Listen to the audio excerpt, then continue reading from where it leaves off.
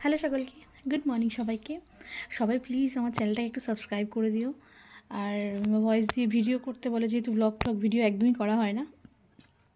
তো যাই হোক, আমার ভগবানের কাছে একটা প্রার্থনা, ভগবান আর যাই করো পরের জন্ম যদি মানুষ করো, মেয়ে করো না আমাকে।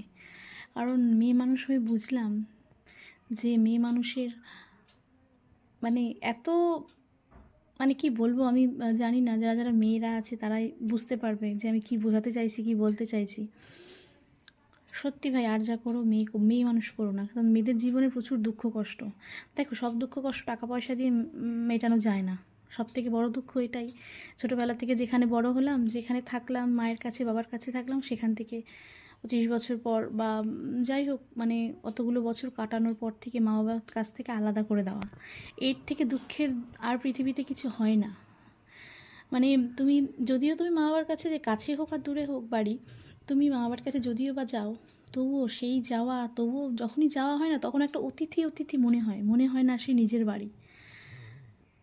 মেয়ে মানুষের জীবন অনেক কষ্টের। তো আর যাই করো ভগবান, মেয়ে করো না।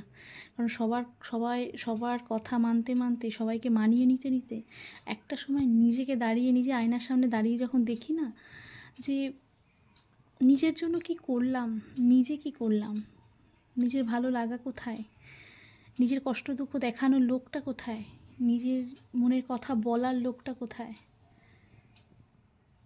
চার দেওয়ালের মধ্যে আবদ্ধ হয়ে আমি সত্যি কথা, আমি জাস্ট মেন্টালি ভীষণ আমি বোঝাতে পারবো না।